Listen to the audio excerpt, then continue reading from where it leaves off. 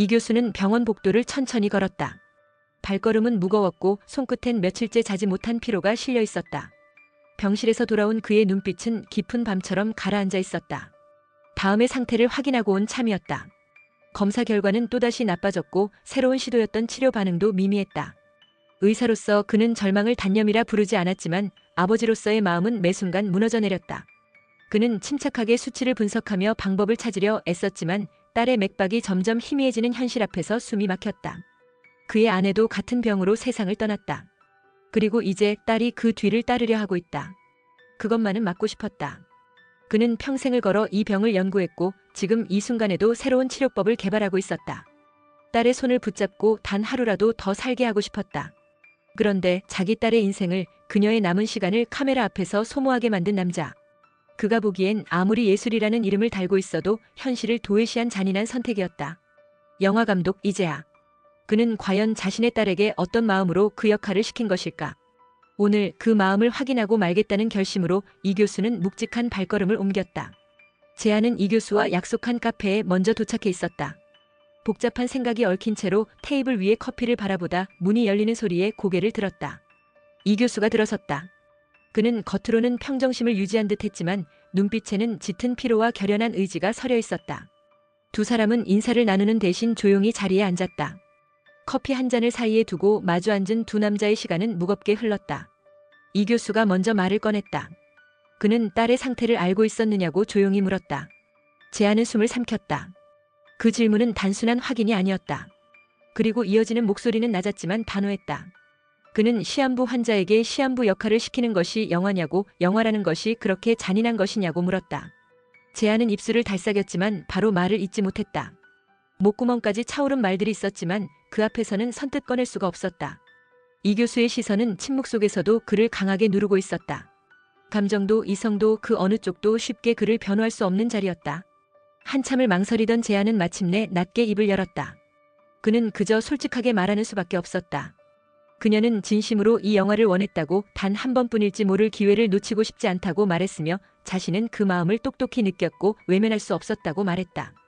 자신은 감독으로서 판단한 것이 아니라 한 인간으로서 그 간절함 앞에서 무너졌다고 덧붙였다. 그녀가 연기를 하고 싶다는 것이 아니라 살고 싶다는 의지처럼 느껴졌다고 했다. 그래서 멈추지 못했다고, 그래서 멈출 수 없었다고 그는 고백하듯 말했다. 하지만 이 교수는 단 한치도 흔들리지 않았다. 재하의 고백이 아무리 진심이라 해도 그의 마음에는 용서할 수 없는 선이 분명히 있었다.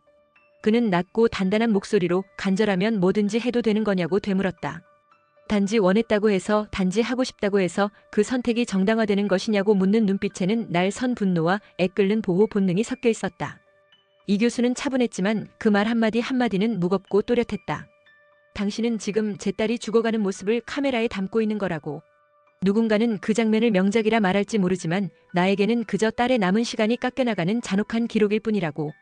예술이라는 이름 아래서 그 아이의 시간을 조금씩 소모하고 있다는 것, 당신은 그 무게를 알고 있느냐고 단정하며 말끝을 흐리지 않았다. 그 말은 재하의 가슴을 정통으로 찔렀다. 마치 무대 뒤에서 몰래 쌓아온 모든 신념과 자의식이 무너져 내리는 듯 했다.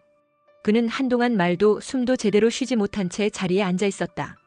이야기의 진정성, 연기의 깊이, 예술의 힘 같은 영화감독이라는 이름 아래 자신이 지켜온 가치들이 지금 이 자리에서는 한 사람의 아버지 앞에서는 너무도 가볍고 이기적으로 느껴졌다. 그동안 꾹꾹 눌러두었던 자기 변명이 부끄러워졌다. 그는 그녀의 고통을 예술로 합리화하며 스스로를 위로했었다. 그것이 얼마나 잔인한 일이었는지를 이제야 실감했다. 결국 그는 조용히 고개를 숙였다. 자신이 얼마나 어리석었는지 이제야 알겠다고, 다음의 인생을 다 안다고 착각했던 것 같다고, 그 착각이 누군가에게는 절망이었을 수 있음을 이제서야 이해했다고 말했다. 그리고 그 모든 착각과 오만 앞에서 진심으로 사과했다. 그의 목소리는 낮았지만 그 속엔 꺾인 자의 후회와 진정성이 고스란히 묻어 있었다. 그날 밤 재하는 단 한순간도 망설이지 않았다. 스스로를 붙잡아 두고 있던 마지막 끈이 끊어진 듯 그는 정리된 생각도 없이 곧장 촬영 일정을 전면 중단하라는 연락을 돌렸다. 조명팀에게는 다음 주 촬영 준비를 멈추라고 했고 조감독에게는 다음의 건강 상태를 이유로 당분간 전체 스케줄을 보류하라고 지시했다.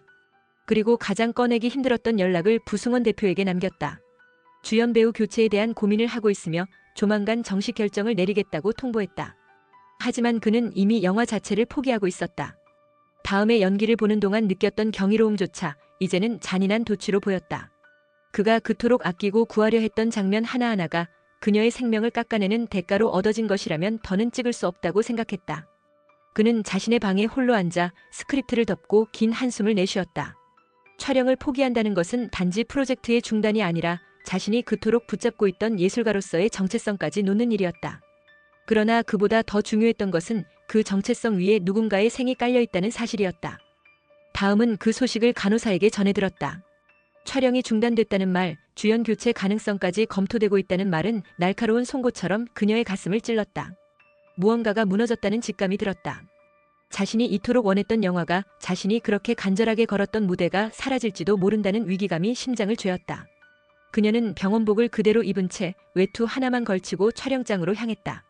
그 시간 폐쇄된 세트장의 한쪽 구석에서는 재하가 홀로 앉아 있었다. 조명은 모두 꺼져 있었고 카메라도 치워진 상태였다. 그곳은 더 이상 영화의 공간이 아니었다. 마치 무언가의 끝을 암시하듯 적막하고 쓸쓸한 공기가 공간을 채우고 있었다. 다음은 조심스럽게 문을 열고 들어섰다. 그녀의 발소리에 재하는 반응하지 않았다. 그는 여전히 텅 빈 세트를 바라보며 깊은 생각에 잠겨 있었다.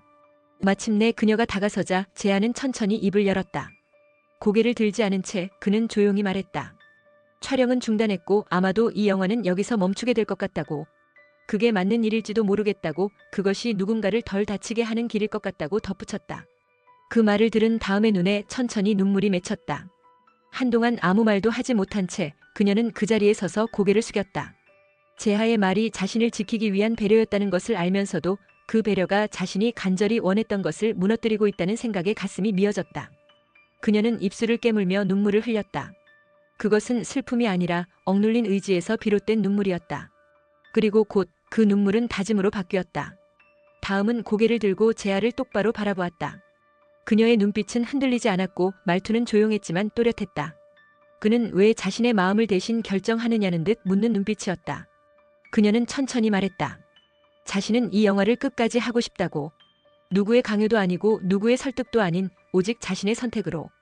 이 이야기를 완성하지 않으면 자신의 인생이 미완성으로 끝날 것 같다고. 그러니 그만두지 말아달라고, 제발 그 선택권을 자신에게 달라고 단호하게 말했다. 그녀는 떨리는 목소리로 계속해서 말했다. 매일 죽음을 기다리는 사람으로 사는 건 자신이 선택한 인생이 아니지만 이 영화는 자신이 선택한 삶이면 그것 하나 하고 싶어서 여기까지 왔다고 말했다. 그녀는 천천히 그러나 단호한 걸음으로 카메라 앞에 섰다. 손에는 병원복 소매가 살짝 젖어 있었고 얼굴은 눈물로 얼룩졌지만 그 눈빛만큼은 한치의 망설임도 없었다. 조명도 세트도 동선도 없는 텅 빈 공간. 그러나 그녀는 그곳을 무대처럼 채워갔다. 입을 떼기까지 단 몇 초가 걸렸지만 그 침묵은 깊은 결심의 시간이었다. 그녀는 마침내 첫 마디를 읊기 시작했다. 익숙한 대사였다. 수없이 연습했고 혼잣말처럼 중얼거리던 장면. 하지만 지금 이 순간 그 대사는 스크립트가 아닌 그녀의 진심이 되었다. 말끝마다 생의 절실함이 배어 있었고 숨소리마다 살아있음에 대한 갈망이 묻어났다. 그것은 더 이상 연기가 아니었다.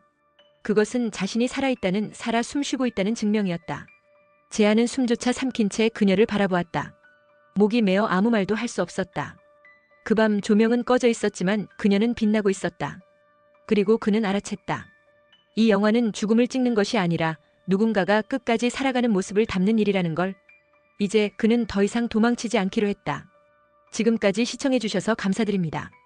이 이야기가 흥미로우셨다면 구독과 좋아요 부탁드립니다. 감사합니다. 안녕히.